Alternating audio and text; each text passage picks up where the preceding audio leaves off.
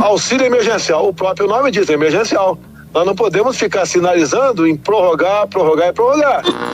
A gente sabia que o PIB, infelizmente, cairia e cairia de forma significativa em meio à pandemia do coronavírus. É a segunda vez que nós estamos decolando de um início de ano com boas perspectivas para o ano. Esse é o Entretanto, o podcast que vai te ajudar a navegar entre o economês e o juridiquês. Eu sou a Laura Carvalho, professora de Economia da USP. E eu sou Renan Quinalha, professor de Direito da Unifesp.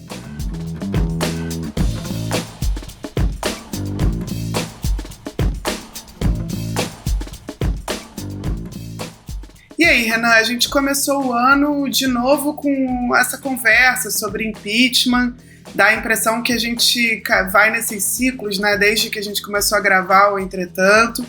E sempre quando a gente trata desse assunto, né, para além dos elementos jurídicos que são essenciais, né, e a gente já tratou muito aqui sobre o que configura ou não crime de responsabilidade, Sim. Aparecem outros elementos, né, que, pelo menos historicamente, foram importantes para se ter ou não o impeachment no Brasil e, em particular, a situação da economia, né, que costuma, né, a crise econômica ser um desses elementos que contribuem para a redução da popularidade. Então, acho que a gente começa o ano com muito debate sobre o que vai ser esse ano de 2021, do ponto de vista da nossa recuperação da economia e, na verdade, já com perspectivas negativas. Houve uma série de revisões já nesse janeiro para baixo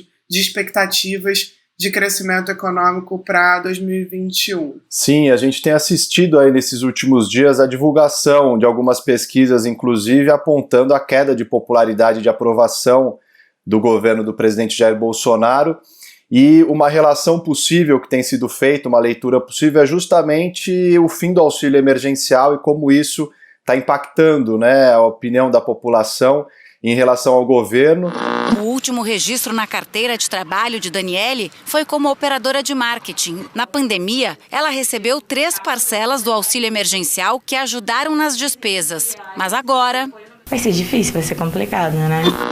E acho que essa discussão ela se torna muito central nesse momento, né, como um fiel da balança também para esse processo do impeachment e da mobilização popular, tanto a favor como contra a proposta de afastamento. Sob esse ponto de vista econômico, né, nesse debate que tem várias facetas, Laura, como que você acha que o fim do auxílio emergencial, né, vai impactar mais exatamente a condição de renda, né, do emprego? A gente viu também a divulgação de um estudo que cidades que tiveram uma cobertura maior do auxílio emergencial conseguiram gerar mais vagas formais no mercado de trabalho, que alguma associação também aí. Como que você lê esse processo do fim do auxílio e como ele vai impactar nesse momento as condições de vida da população brasileira? Então, Renan, justamente aí que está um dos cernes da questão, né? Porque se a gente olha para o que aconteceu em 2020, ou seja, para qual foi o impacto, né, desse primeiro ano de pandemia no PIB brasileiro, né, na economia brasileira, a gente percebe o seguinte, tá?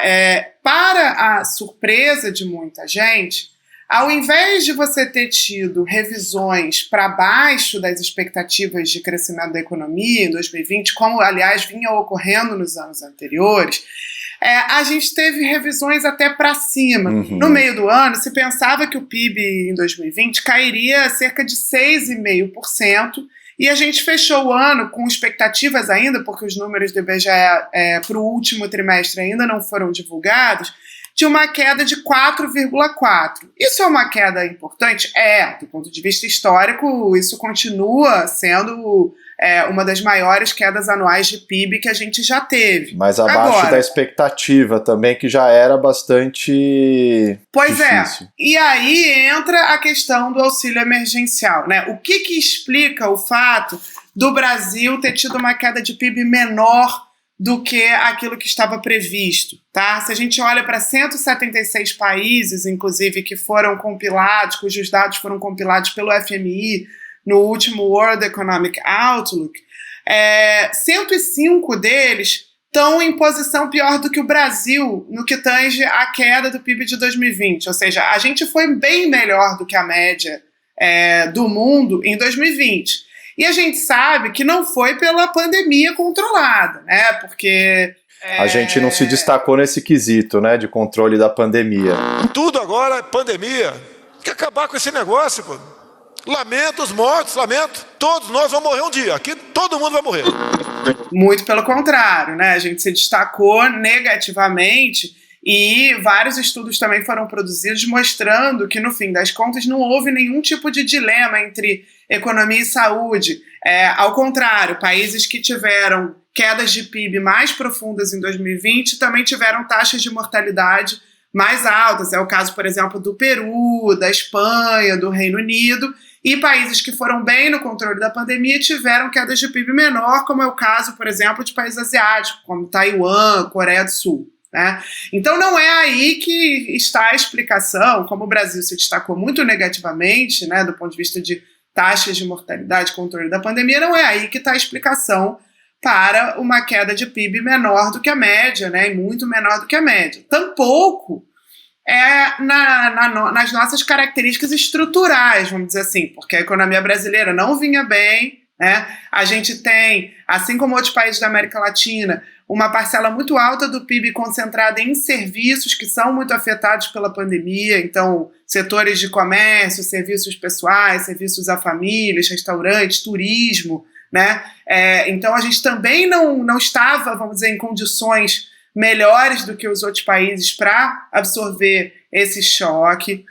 Então, onde está? Né? Por que a gente não teve uma queda de PIB tão grande? Eu acho que isso é importante para a gente entender o que vai acontecer esse ano. Na verdade, está justamente nos gastos, muito acima da média também, com a pandemia, né? Com o enfrentamento à pandemia. E aí, dentro desses gastos, o que você perguntou, que é o auxílio emergencial, é o principal componente. Explica, né? Vários estudos já vêm saindo, uma parte significativa dessa atenuação da queda do PIB que a gente observou ao longo do ano. Esse auxílio, Laura, emergencial, ele significou um incremento de renda, inclusive, para boa parte da população que o recebeu, assim, de tão pauperizada que já estava, não? Então, exatamente. Então, o auxílio, para a gente ter uma dimensão, ele pagou mais do que 6 Bolsas Famílias, em termos anuais, do que a gente gasta anualmente com Bolsa Família, né? Então, e num espaço de menos meses ainda, né? Num espaço de muito menos meses, né? Então, ele é um programa realmente muito grande,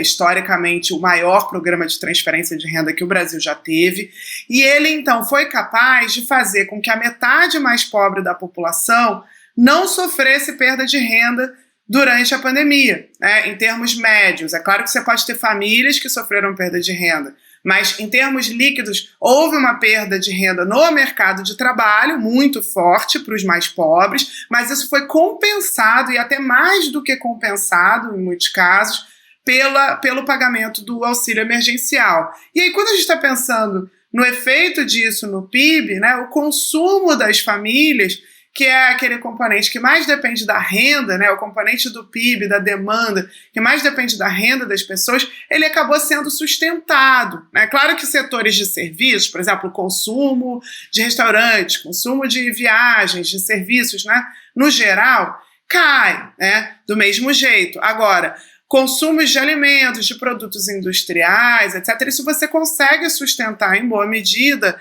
graças ao auxílio emergencial, e aí por isso a queda do PIB em 2020 ela não é tão alta, né? Se a gente olha, por exemplo, para países vizinhos, o Peru, que é um país que também gastou bastante com a pandemia, mas que tinha problemas até estruturais mais graves do que o nosso, e inclusive teve resultados desastrosos de controle do vírus, né, uma taxa de mortalidade mais alta do que a nossa por habitante, caiu 14%, ou pelo menos a previsão é de que caia 14% em 2020.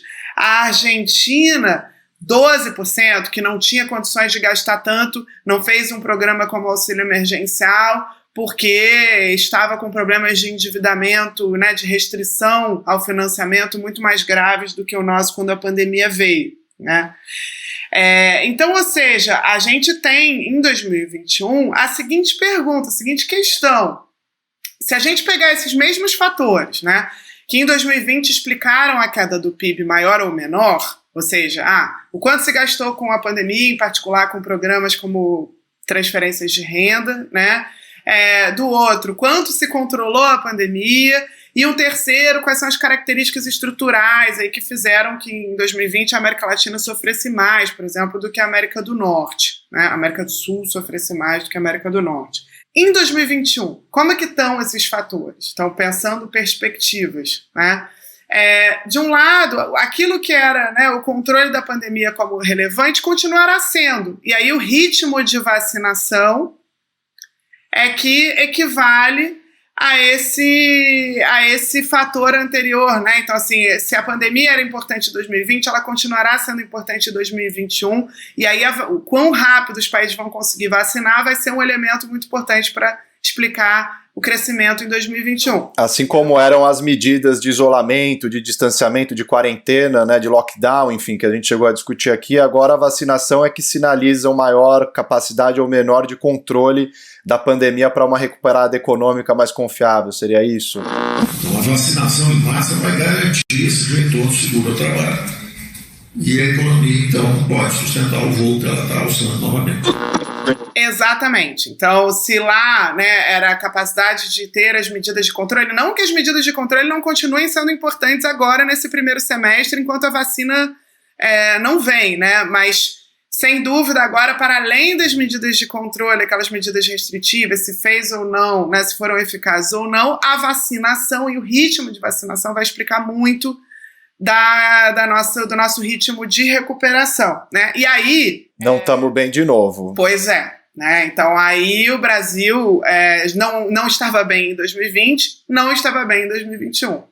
Se a gente vai para o outro elemento que em 2020 nos salvou, que foram os gastos, né, o estímulo dado pelo Estado por meio do auxílio emergencial e de outros também itens, né? Então transferências para estados e municípios que foram feitas, etc., aquilo nos salvou em 2020, fez com que nos salvou no sentido de, claro, enfrentamos uma crise muito grave, sim, mas atenuou muito a nossa queda em 2020. E em 2021?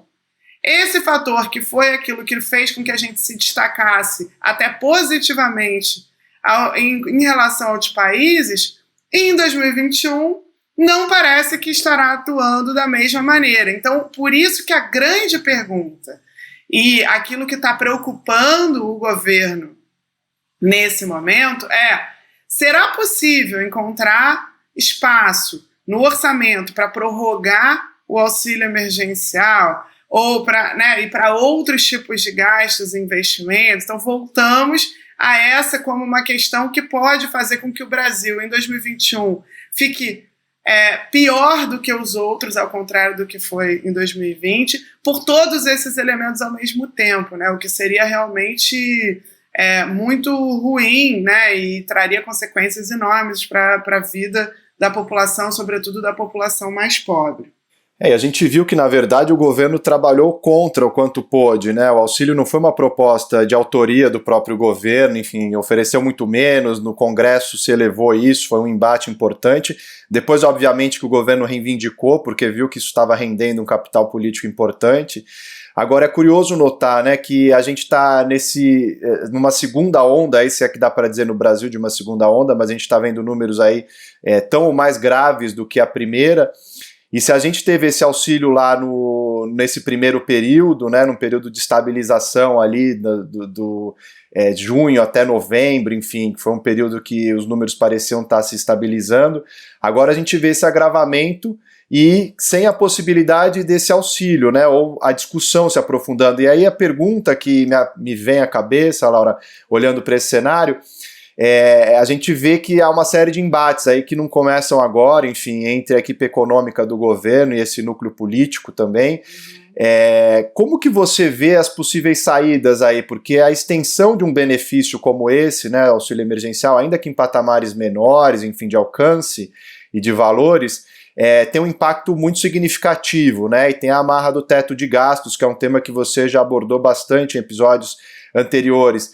Então, quais são as alternativas de financiamento que estão à disposição? Porque é evidente que politicamente o governo vai tentar insistir de algum modo, ainda mais nesse momento em que a popularidade dá sinais aí de queda expressiva, né, do presidente.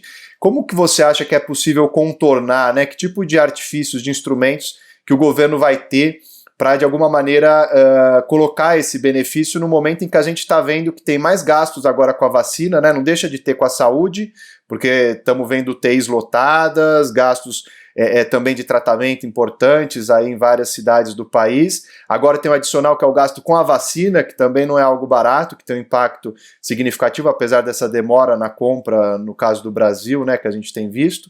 Mas como que é possível conciliar tudo isso agora nos marcos desse teto de gastos que tem amarrado tanto as possibilidades de intervenção do Estado? Então, Renan, a gente já está vendo algumas movimentações nesse sentido. Eu acho que dois movimentos correm um pouco em paralelo, né? Então você tem a parte das pressões políticas, de fato, então as pesquisas de opinião mostrando queda de popularidade do presidente, acho que tanto pelo fim e já pela redução do auxílio emergencial nos últimos meses do ano de 2020, que já veio na metade, agora ainda tem algumas parcelas a serem pagas, mas para parte do universo de beneficiários, mas já foi anunciado o fim, né, realmente a eliminação do auxílio em 2021. Isso com certeza é parte da história, né, ainda que talvez a pandemia, as cenas de Manaus, outros elementos também estejam contribuindo para essa perda de popularidade que foi observada no último Datafolha e outras pesquisas. E você tem na economia também as expectativas de crescimento do PIB caindo. Então o BNP Paribas já reduziu a perspectiva de crescimento do PIB de 3% para 2,5%. A consultoria do Pastore reduziu de 4,5%, esperava-se 4,5% de crescimento esse ano, até por um carregamento que a gente chama de um carregamento estatístico do que foi o crescimento em 2020. Então, se no último trimestre já tinha crescido, né, bastante o PIB em 2020, com a retomada, com a reabertura do comércio, etc. Mesmo que o PIB não cresça mais em 2021, fique nesse patamar do último trimestre de 2020, isso já representaria um crescimento econômico do ano de 2021 em relação ao ano de 2020. Então, só isso já traria um crescimento, mas ainda assim, a redução das expectativas do Pastore foi de 4,5% para 3%, sendo que ele considera que esse carregamento estatístico já é de 3,4%, ou seja, ele está esperando, na verdade, que 2021 tenha uma queda do nível do PIB, né? O híbrido da FGV, idem, acabou de divulgar o seu panorama macroeconômico, ainda espera que o PIB vá crescer 3,5%, mas espera nesse primeiro semestre, acho que isso do ponto de vista político é fundamental, ou seja, no primeiro e no segundo trimestre de 2021, queda do PIB, ou seja, ele espera recessão técnica, como a gente chama, que é quando você tem 2 trimestres seguidos de queda do PIB. Então ele espera que caia 0,5% no primeiro trimestre e 0,2% no segundo trimestre. Isso coincide, inclusive, com alguns indicadores que a gente chama de indicadores antecedentes, ou seja, que você consegue acompanhar antes de sair o resultado de PIB, que demora, porque é compilado pelo IBGE, etc., na economia inteira. Você tem alguns indicadores que servem para a gente prever, saber o que está acontecendo com a economia em tempo real. A OCDE agora está com um instrumento assim, que nos permite acompanhar em tempo real o PIB dos países e também entende que o pico foi em novembro, ou seja, que a gente, na verdade, já está caindo de novo e tem uma recessão esperada para esse primeiro semestre, né? Tudo isso para dizer que, com esses números, o governo Bolsonaro é evidente que está preocupado. E aí já começa a aparecer notícias de que talvez o Ministério da Economia perderia parte das suas responsabilidades, então voltaria a ter um Ministério do Planejamento, o Ministério da Indústria, esse super Ministério da Economia deixaria de ser um super ministério, o que já parece apontar para alguma perda de poder do discurso, né, do ministro Paulo Guedes, em particular desse discurso de que vai se manter o teto de gastos a qualquer preço, de que não se vai abrir nenhum espaço para outra coisa, né? E, por outro lado, o TCU, o Tribunal de Contas da União, já parece estar sinalizando para uma possibilidade que a gente discutiu aqui no Entretanto, que é o de usar créditos extraordinários que foram abertos em 2020 graças ao orçamento de guerra, que foi aquela flexibilização das nossas regras orçamentárias, né?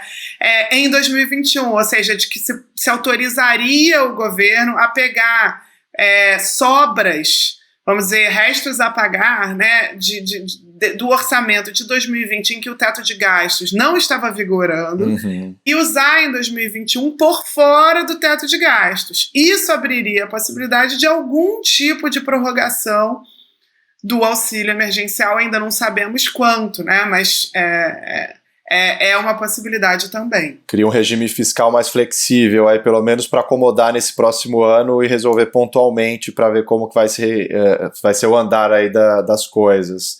Agora, Laura, uma outra pergunta que eu tenho pensado, assim, ao ver essas notícias até nos Estados Unidos também, que agora o novo presidente Biden está anunciando um programa econômico bastante robusto, né? Já teve um em dezembro que o Trump implementou e aprovou no Congresso, agora ele enviou o Biden um outro, também passa por uma questão de discussão de auxílio também, de transferência de renda para os mais pobres, né? A fome está crescendo lá, enfim, uma situação trágica também, mas eu notei que tem um debate ali sobre uma eventual configuração de um sobreestímulo, de um estímulo excessivo na economia, né, uma injeção muito grande de dinheiro que no fundo pode gerar um processo inflacionário, e no Brasil a gente tem visto às vezes esse discurso também circular, pessoas que se opõem à prorrogação do auxílio, né, sempre apontam a questão do teto de gasto, né, do equilíbrio fiscal, mas também essa possibilidade de um processo inflacionário. Eu queria te ouvir mais sobre isso, entender se esse risco existe mesmo, né, assim, se prorrogar o auxílio pode caracterizar ou levar a uma situação desse tipo, né, que tenha mais inflação, que haja um descontrole total das contas, enfim, como que você vê esse tipo de argumento? Então, na verdade, a gente precisa entender qual é a natureza do nosso processo inflacionário atual, né, e com isso, qual é o papel do auxílio nesse processo. Sem dúvida, a inflação em 2020, ela sofreu uma aceleração que, inclusive, será carregada para 2021. A gente tem na inflação sempre um componente que é o que a gente chama de componente inercial, ou seja, se você tem mais inflação num ano, né, dá para pegar o exemplo, por exemplo, dos aluguéis, né? Se o IGPM, que indexa os aluguéis, ou seja, que dá o índice que reajusta os aluguéis, ele foi alto em 2020, isso significa que os aluguéis em 2021, né, eles vão ser reajustados a partir dessa inflação, e isso traz consequências para a inflação de 2021, né, na medida em que outros preços da economia também têm a ver com os aluguéis, ou seja, custos de setores, seja de serviços, seja de outros tipos de setores, atividades econômicas da economia que têm o aluguel como um custo importante, podem repassar isso para preços, e aí você vê essa inércia inflacionária. Do mesmo jeito, salários, né? Então, a inflação subiu e aí você tem negociações salariais que têm a ver com, né, que negociam em cima dos índices de inflação do ano anterior. Isso faz com que os salários cresçam e daí isso também se reflete como um custo maior para empresas que reajustam, então, seus preços com base nisso. Sem dúvida, a gente vai ver um pouco disso acontecer, né, em 2021, ou seja, a inflação ela não vai cair rapidamente, né, por mais que o processo que levou a essa inflação maior em 2020 seja, sobretudo, o processo de desvalorização do real, da moeda brasileira, frente ao dólar e outras moedas, ou seja, aquela alta do dólar, ela foi muito fundamental, a gente tratou disso mais em detalhe no último episódio de 2020, inclusive do Entretanto, e essa alta do dólar não se espera que ocorra em 2021, pelo menos não nessa magnitude, ao contrário, né, a tendência em 2021 é até de apreciação da moeda. Vale notar que o real foi a moeda que mais perdeu, uma das que mais perdeu ao longo de 2020, então é natural até que ele se aprecie um pouco dado o descolamento em relação às outras moedas. Inclusive há um fenômeno que a gente tem que observar, que pode até ser a nossa sorte, vamos dizer assim, esse ano, que é uma alta no preço das commodities, né, que são aqueles produtos cujos preços são determinados nos mercados internacionais, mas que o Brasil exporta muito, né, por exemplo, minério de ferro. Esses produtos começaram a subir de preço. Lembra que a gente passou, né, nos anos 2000 por um processo de supervalorização dessas commodities. O boom das commodities, como ficou conhecido, né? O boom, um chamado super ciclo das commodities, que foi muito favorável. Eu acho que tem pouca gente que espera que agora a gente esteja entrando num novo super ciclo. Mas ainda assim, esses preços caíram muito desde 2011, e há uma expectativa de que eles voltem, eles já voltaram a subir conforme o crescimento chinês, né, retomado. A China importa muito esses produtos, da mesma maneira, né, com a recuperação da economia global, e parece que houve menos investimento nesses setores nos últimos tempos, isso deve voltar. E quando as commodities vão bem, em geral, as moedas de países como o Brasil, que exportam commodities, também tendem a se valorizar um pouco mais, né, o que tende a frear esse processo inflacionário, né? Então, aí o real não estaria naquela espiral de desvalorização, a gente veria uma situação de mais estabilidade na moeda brasileira e no dólar, né? E isso, claro, já aos poucos tende a dissipar essa pressão. Então, aí vem a sua pergunta, mas o auxílio emergencial nessa história, é ele que está gerando inflação?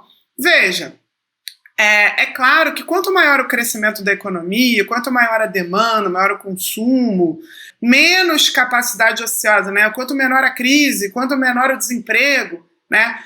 Menor também é a tendência à taxa de inflação se acelerar. Então, uma economia mais aquecida, com o mercado de trabalho mais aquecido, em que os salários estão crescendo, né? Isso tende a ser uma economia pela chamada curva de Phillips, que é uma relação econômica muito conhecida na macro, que é essa que dá uma relação negativa entre desemprego de um lado e inflação do outro. Quanto maior o desemprego, menor a inflação. Quanto menor o desemprego, maior a inflação, né? A gente já veria numa crise mais profunda a inflação cair, né? O auxílio emergencial, como a gente disse, ajudou a segurar a crise, a atenuar a crise, a segurar a renda das pessoas, a segurar o consumo.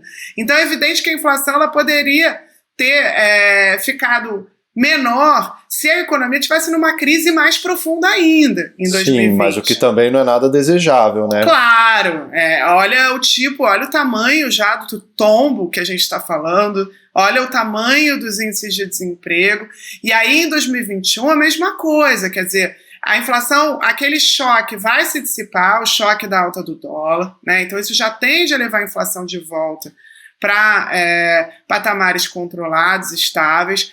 Aí, você dizer que então é importante você ter um tombo, mais um tombo da economia, ou crescer ainda menos em 2021, manter o desemprego num nível, num patamar elevado para que essa inflação caia mais rápido ainda, né, e que é algo positivo, então retirar esse auxílio emergencial de uma hora para outra, eu acho que aí realmente a gente já cai num terreno de priorizar demasiadamente, né, a rapidez do controle. Essa inflação já irá se controlar, né, já é essa tendência, inclusive já é esperada pelo mercado, né, que ela convirja para a meta, quer dizer, não tem hoje uma expectativa de uma aceleração, de um descontrole inflacionário nem por parte do mercado. Então por que a gente iria querer, né, fazer com que esse mercado de trabalho ficasse ainda mais paralisado, o desemprego maior, a pobreza maior, a desigualdade maior, para que esse efeito seja mais rápido, né? Acho que não tem muita razão para isso. Sim, seria um remédio mais amargo do que a própria doença, né? Com efeitos colaterais aí mais complicados até.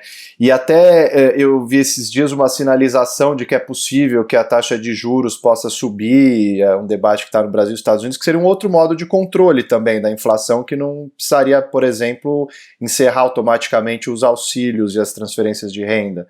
Com juros, seria isso? Sim. Essa foi uma outra notícia que a gente teve essa semana, de que o Banco Central, o Comitê de Política Monetária, né, o Copom, se reuniu e manteve a Selic, né, manteve a taxa básica de juros, Então, não iniciou ainda esse processo de alta de juros, mesmo com essa inflação acelerando, inclusive sinalizando, né, que as expectativas são de que a inflação vai convergir, ou seja, não tem um descontrole inflacionário, nem foi necessário subir os juros nesse momento, ainda mais com essas quedas das expectativas de crescimento da economia, né, com sinais preocupantes do ponto de vista do mercado de trabalho, inclusive com notícias, né, no início do ano, como a saída da Ford do Brasil com demissão em massa. A notícia não foi bem recebida, né? Que a gente sabe o impacto que isso tem.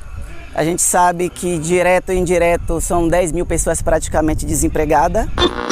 Mas não só isso, né? Já havia uma tendência à perda de empregos muito forte no setor de serviços, aqueles contratos que foram de trabalho, né, que mantiveram os empregos por algum momento, foram suspensos, reduzidos, eles se encerraram. Então agora aquilo que era garantia dos contratos, que era a estabilidade no emprego, né, vai deixar de vigorar. Então muitas demissões ainda são esperadas em vários setores. Então tudo isso fez com que o Banco Central não subisse a taxa de juros, mas claro, ele poderá iniciar um ciclo de alta de juros se novas pressões inflacionárias aparecerem, né, por exemplo, no segundo semestre, por algum elemento externo, né. Hoje não parece que é o caso, como eu disse antes, né, se o dólar se estabilizar, se não houver uma nova rodada de desvalorização da moeda brasileira, considerando o ritmo baixo de crescimento que está esperado, né, e a alta do desemprego, acho que não há muita razão nem para que o Banco Central assuma essa postura mais conservadora, que frearia, né, contribuiria ainda mais para um ritmo mais lento de recuperação da economia brasileira, que ainda está, vamos lembrar, muito longe do nível de PIB que a gente tinha, não só antes da pandemia, ainda não chegamos, né, mas pior, né, a gente ainda está muito longe daquilo que era o PIB de 2014, antes do início dessa crise econômica, que já dura agora mais de 5 anos.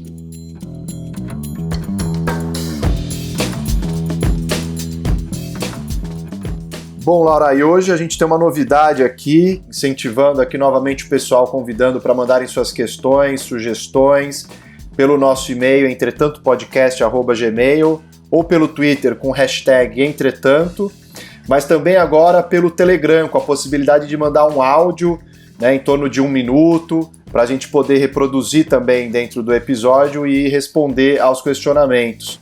Entretanto_pod. Também está ali o link fácil na bio do nosso Twitter. Vamos ouvir então a pergunta que a Pauline Passos, que é mineira morando em Praia Grande, São Paulo, enviou para a gente. Laura, Renan, primeiramente parabéns e obrigada pela disponibilidade de vocês em tirarem nossas dúvidas e ensinarem um pouco.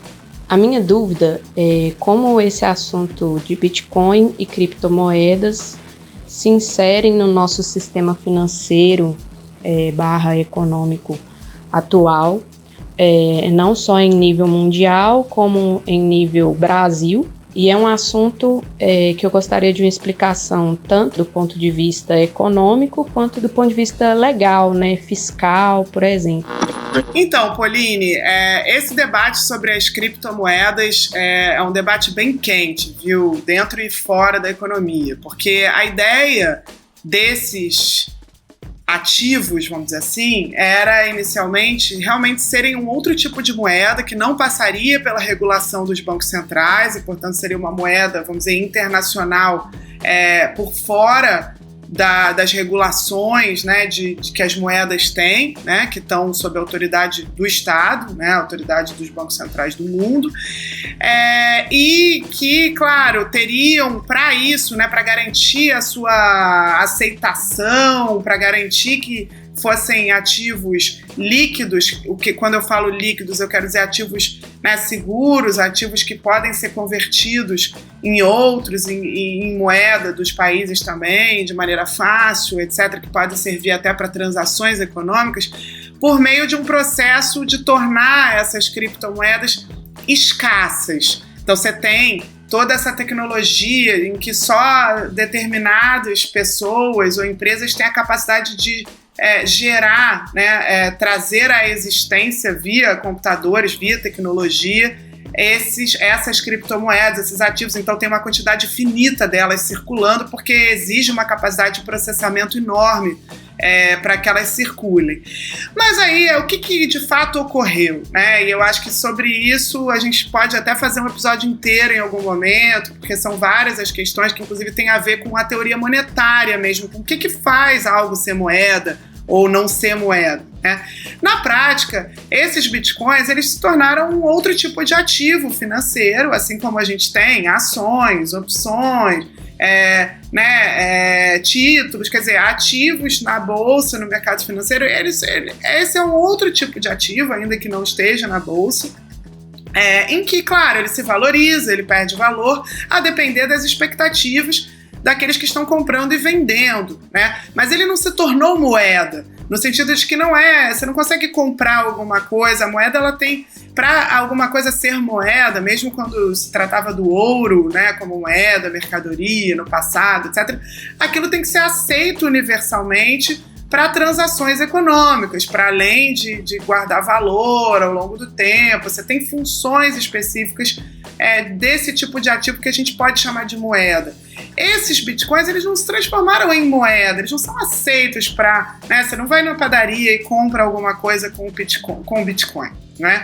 E aí, por que isso, né? Porque, na verdade, não basta ser escasso. Então, acho que a ideia do Bitcoin era de que o ouro ele era moeda porque você tinha um estoque limitado de ouro disponível, né, nas economias, assim como outros metais. Então vamos simular, de algum jeito, emular esse conceito de algo finito, de recursos finitos, e aí aquilo vai virar moeda. Não é assim, né? Para alguma coisa ser moeda também, o poder do Estado acaba sendo fundamental. Então, a outra teoria que a gente chama de cartalista sobre a origem da moeda é a seguinte: o Estado, quando coleta impostos, por exemplo, ele cria uma autoridade em que as pessoas vão acabar aceitando aquilo que ele define como moeda, porque as pessoas têm que pagar esses impostos. Então a autoridade estatal é que cria essa possibilidade de que algo seja universalmente aceito e, portanto, se constitua como moeda. E aí a criptomoeda, por não ter nenhuma autoridade estatal envolvida, ela acaba não tendo esse elemento de aceitação geral. Essa é uma, por exemplo, das hipóteses que são formuladas para o fato de que, é um ativo financeiro como outros ativos financeiros, com a volatilidade dos ativos financeiros e que, claro, pode ter ganhos, pode ter perdas. Nessa pandemia, os bitcoins ganharam, como outros ativos financeiros também foram muito bem, né? Mas sempre aí se trata de um jogo de apostas, né, em que você tem que prever o que os outros agentes do mercado vão considerar que vale mais, e aí comprar aquilo no momento certo. Não acho que a gente consegue dizer que esse termo, né, criptomoeda, ele embute essa ideia de que há uma revolução em curso no sistema monetário internacional a partir desses bitcoins. Isso eu acho que a gente não consegue dizer hoje. São ativos de risco, como qualquer outro ativo de risco. Renan, então, para a gente finalizar aqui, você que hoje dá a dica para os nossos ouvintes. Sim, Laura, separei uma dica bem legal de livro. Tem toda a relação com o que foi o nosso último episódio, discutindo a questão dos bloqueios em redes sociais, de usuários, né, no caso do Trump, que a gente discutiu aqui, mas que tem um alcance muito maior, que é o livro do Francisco Brito Cruz, que é um pesquisador do Internet Lab, e a tese de doutorado dele, que foi transformada em livro, publicada com o título Novo Jogo, Velhas Regras, Democracia e Direito na Era da Nova Propaganda Política e das Fake News. Então é um livro muito bacana para quem quiser entender melhor essas relações, né, do direito digital com a esfera política eleitoral também. Enfim, a gente vai ter eleição em 2022, a gente tem visto sucessivos processos eleitorais e como as redes sociais, as novas tecnologias têm influenciado as escolhas também políticas e os processos democráticos. Então fica essa dica do livro do Francisco Brito Cruz. Muito legal, vou procurar. É isso, gente. Até semana que vem, até a próxima terça-feira. Até a próxima semana.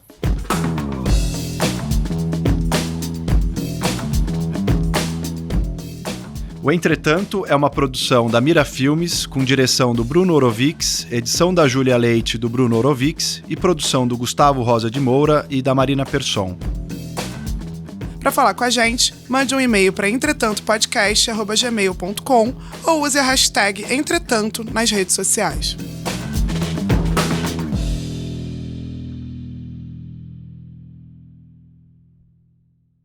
Esse episódio teve o apoio da Open Society Foundations.